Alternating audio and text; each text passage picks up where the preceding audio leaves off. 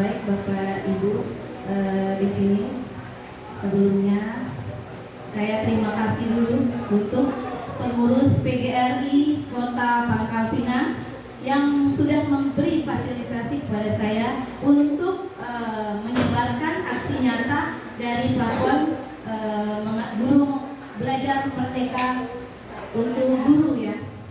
Baik, saya akan presentasi hasil aksi nyata saya. Topiknya penyebaran pemahaman merdeka belajar. Judul aksi nyata saya yaitu tak kenal maka tak paham, mari membuka hati. Biodata narasumber, saya bernama Eni Rasela dari SD Negeri 56 Pangkal Pinang, tinggal di Perumahan Taman Gandaria Indah, Blok B2 nomor 17. Status saya golongan 3C, guru muda. Untuk pemaparan aksi nyata saya tentang pedoman pelaksanaan kurikulum Merdeka Belajar. Kerangka dasar dalam kurikulum Merdeka Belajar ini ada 3, teman-teman. Struktur kurikulum 1, 2, prinsip pembelajaran dan asesmen, 3, pencapaian pembelajaran. Kemudian struktur dari kurikulum SD. Struktur kurikulum adalah pengorganisasian atas pencapaian pembelajaran, muatan pembelajaran dan beban belajar. Kemudian ada 2 pembelajarannya. 1, pembelajarannya reguler, itu intrakurikuler. Kemudian proyek penguatan pelajar profil Pancasila. Struktur kurikulum SD ada 3 bagian. Dalam kita di SD itu ada 3 fase, Bapak Ibu ya. 1, fasenya fase A untuk kelas 1 dan kelas 2. 2, fase B untuk kelas 3 dan kelas 4. 3, fase C untuk kelas 5 dan kelas 6. Pencapaian pembelajaran.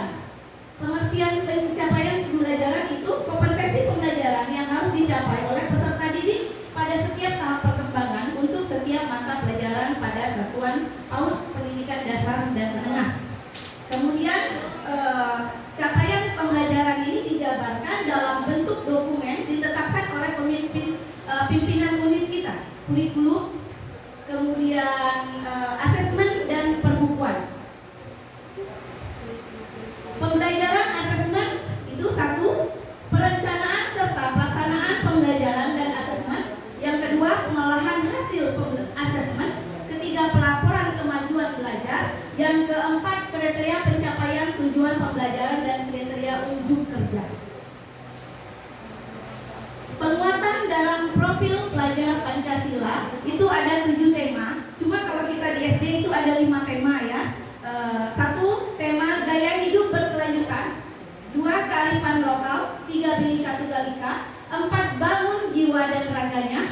5, suara demokrasi. 6, wirausaha. 7, berekayasa dan berteknologi. Nah, untuk yang di SD ada 5, bangun jiwa dan raganya dan suara demokrasi itu untuk SMP, Bapak Ibu. Jadi kita SD 5. Perangkat ajar dalam kurikulum Merdeka itu ada 3, modul ajar, kemudian modul proyek, 3, buku teks.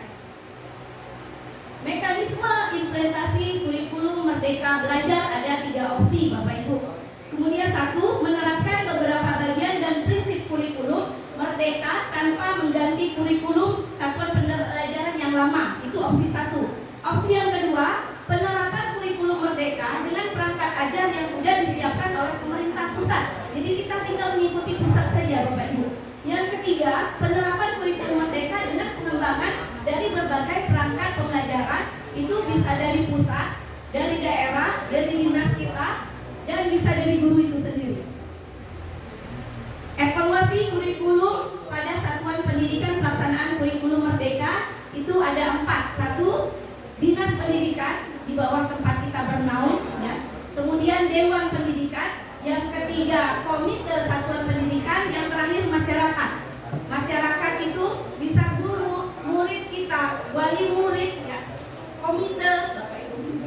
Lanjut, mengapa harus beralih ke kurikulum Merdeka Belajar?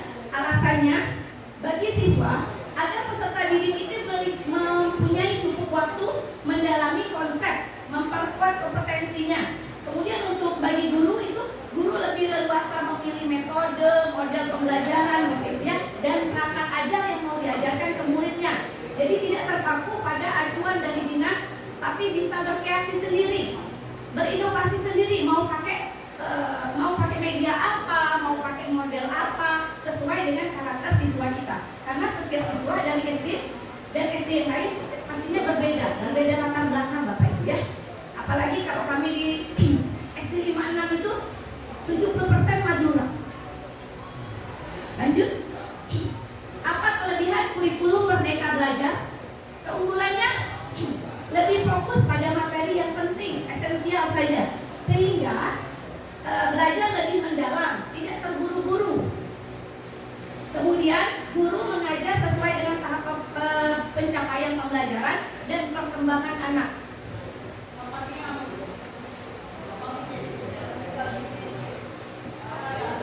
Lanjut.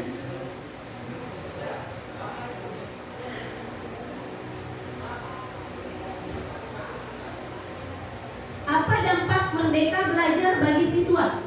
Ini dampak positifnya Bapak Ibu ya. Dampak positifnya anak tidak lagi belajar secara sama, karena kurikulum ini memberikan ruang terbuka kepada anak didik kita ya, untuk mengekspresikan keinginannya, mengeksplorasi dirinya sendiri, kemudian akan memiliki kompetensi yang baik, karakter yang baik, karena dia bebas belajar sesuai keinginannya, bukan kita paksa atau terpaksa atau ada penekanan Bapak Ibu. Tujuan dari kurikulum Merdeka Belajar yaitu menciptakan pendidikan yang lebih menyenangkan bagi peserta didik. Kemudian bagi kita guru Bapak Ibu, terjadi keseimbangan Bapak Ibu. Jadi ini pengetahuan saya dari webinar Bapak Ibu ya. Jadi kalau dari perbedaannya dari kurikulum 13 sama kurikulum Merdeka Belajar itu, kalau dalam kurikulum 2013 pengetahuan, sikap, sama keterampilan itu sejajar Bapak Ibu. Tapi kalau di dalam kurikulum Merdeka yang ditekankan di situ adalah keseimbangan antara sikap dan pengetahuan, baru lahirlah keterampilan. Itu perbedaan kurikulum 2013 sama kurikulum Merdeka Belajar Bapak Ibu. Aksi nyata saya tentang penyebaran pemahaman Merdeka Belajar selesai. Atas nama pribadi, saya mohon maaf, hilang salah kekurangan milik saya, yang sempurna hanya milik Allah. Terima kasih